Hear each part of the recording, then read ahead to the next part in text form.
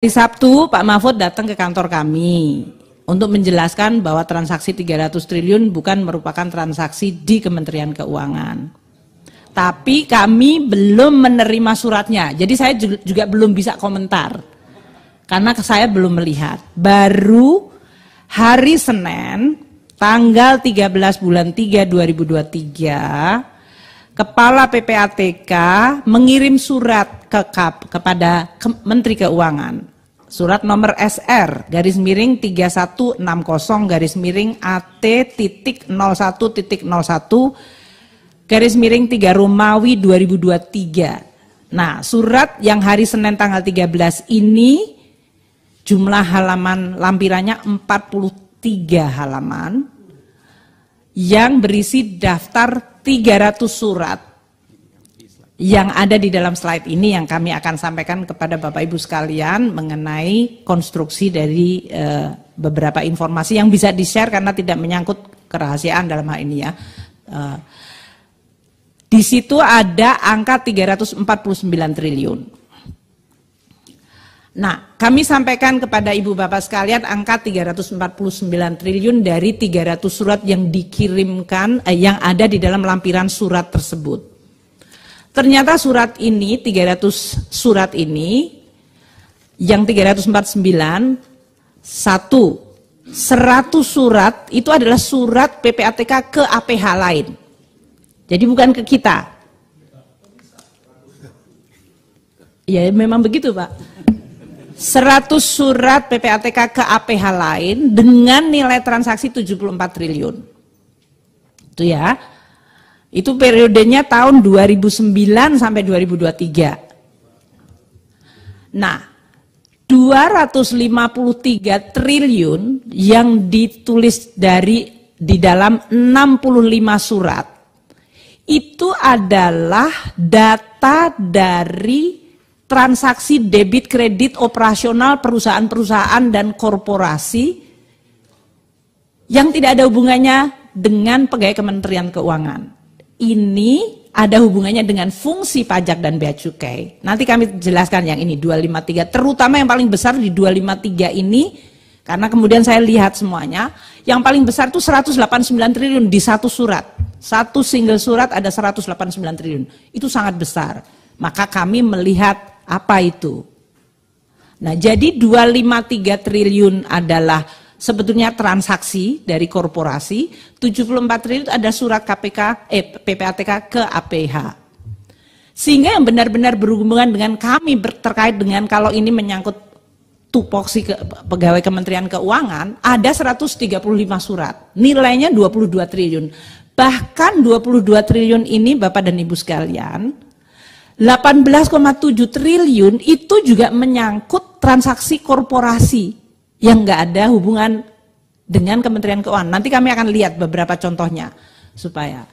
Jadi yang benar-benar nanti berhubungan dengan pegawai Kementerian Keuangan itu 3,3 triliun. Ini 2009 hingga 2023, 15 tahun seluruh transaksi debit kredit dari seluruh pegawai yang di-inquiry tadi, termasuk penghasilan resmi, transaksi dengan keluarga, jual beli aset, jual beli rumah, itu 3,3 triliun.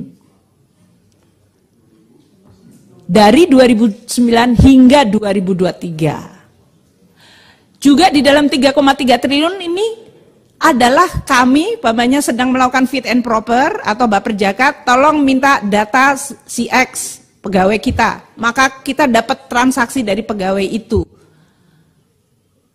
Jadi ya tidak ada dalam hubungannya dalam rangka untuk pidana atau korupsi atau apa, tapi kalau kita untuk ngecek tadi untuk profiling dari risk pegawai kita.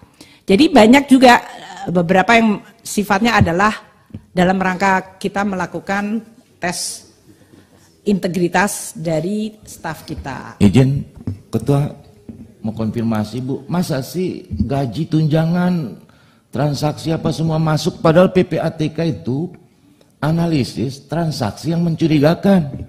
Masa ada suratnya? Lalu Ibu dapat 300 surat dari 2009-2023, kan mestinya dilihat langsung tuh. Surat-surat yang sudah ada dikasih sebelum-sebelumnya itu pun nggak ada rupiahnya juga Bu. Ya Pak, jadi ini yang 300 surat ini yang sebelah kiri bawah mungkin Bapak dan Ibu sekalian lihat. 300 surat yang tadi disampaikan dalam suratnya PPATK, ternyata 139 surat itu kami yang minta tadi, yang bagian kami kementerian, kami kan melakukan penyelidikan pajak, bea cukai, kami justru minta PPATK terhadap perusahaan ini dan yang lain-lain itu 139 itu yang sebelah kiri sana Pak. Yang merupakan inisiatif PPATK tadi, proaktifnya PPKE 61. 100 surat dikirimkan ke APH. Iya kan? Jadi dalam hal ini yang 139 itu justru kami yang minta ke PPATK. Nah kalau kita lihat di inquiry kita, 57 adalah audit investigasi dari pajak bea cukai. Pajak bea cukai melakukan pengumpulan bahan keterangan 44. Yang 26 tidak dapat ditindaklanjuti, yang merupakan internal DJBC DJP 10 surat, dan ada 2 surat yang tindak lanjut ke aparat penegak hukum. Sedangkan yang inisiatif PPATK tadi yang 61, 25 sudah kita tindak lanjuti dalam bentuk audit investigasi, pengumpulan barang keterangan dan klarifikasi, dan kalau yang tidak dapat ditindaklanjuti ada 12. Sedangkan penanganan internal pajak dan bea cukai ada 9. Jadi status dari 300 surat, di mana 100 itu bukan ke kami, ke APH yang lain, yang 200 surat itu semuanya sudah kita recap mengenai apa masing-masing dari surat ini. Statusnya sampai sekarang 82 audit investigasi, dan kalau itu ujungnya dalam bentuk hukuman disiplin sudah kita lakukan terhadap 193 pegawai. Jadi ini termasuk dalam yang tadi kami sampaikan, kami sendiri punya mekanisme untuk mendeteksi dan biasanya untuk bisa melakukan hukdis kita meminta tambahan keterangan. Ada 13 dari pegawai Kemenku yang memang kita limpahkan ke APH, karena memang kasus korupsi yang material. Oke. Pimpinan Pak Wamen izin menghadiri ratas karena saya sebenarnya ada 3 ratas, tapi ini penting untuk kita. Jadi mohon izin Pak Wamen untuk keluar sebentar. Kami akan sampaikan contohnya ini. Silakan Pak Wamen. Nanti saya juga minta izin Bu. Iya. Lanjut Pak. Bentar. Ikut atas, ikut atas.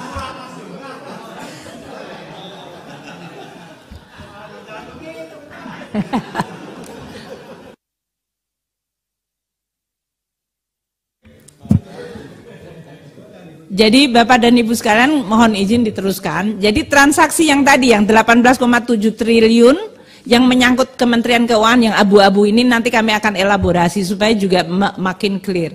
Ada 11,38 triliun itu menyangkut informasi tadi, debit kredit dan informasi dari PTA. Kemudian ada 2,7 triliun PTB, 1,88 triliun PTC, 2,2 triliun PTD dan PTE, dan kemudian 452 miliar di PTF. Kami menggunakan 2 yang terbesar saja dulu, 11,38 dan 2,78 triliun. Ini yang menyangkut Kementerian Keuangan ya, karena menyangkut pegawai Kemenku katanya. 1 yang 11,38. Sesudah kita lihat surat tersebut adalah begini. Inspektorat Jenderal kita sedang melakukan audit investigasi terhadap pegawai kita yang ada di kantor X. Untuk melakukan audit investigasi, Irjen meminta informasi transaksi dari PPATK. Informasi PPATK ini menyangkut transaksi perusahaan dengan nilai debit kredit perusahaan, katakanlah namanya perusahaannya PTA, jumlahnya 11,38 triliun. Jadi perusahaan A dipotret keluar masuk, beli ini, bayar gaji, segala macam, itu nilai totalnya digunggung 11,38.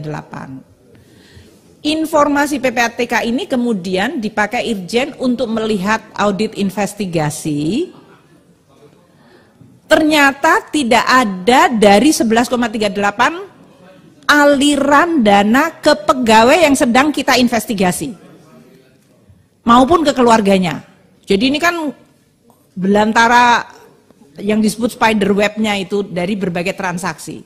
Tidak ada aliran dana ke pegawai Kemenku, namun Inspektorat Jenderal tetap melakukan rekomendasi hukuman disiplin karena Inspektorat Jenderal meskipun dari data PPATK tidak ada aliran dana kepada pegawai Kemenku, Irjen menemukan pelanggaran lain yaitu yang bersangkutan menerima fasilitas dari WP yang lain, mungkin bukan yang perusahaan ini. Jadi kita bisa bayangkan 11,38 dibayangkan ada aliran dana mencurigakan, padahal ini adalah permintaan dari Irjen dan ternyata tidak ada. Namun kita tetap melakukan hukuman disiplin karena terhadap pegawai yang bersangkutan ditemukan mendapatkan pelanggaran dalam bentuk penerimaan fasilitas dari WP. Terus yang 2,7 triliun ini juga sama.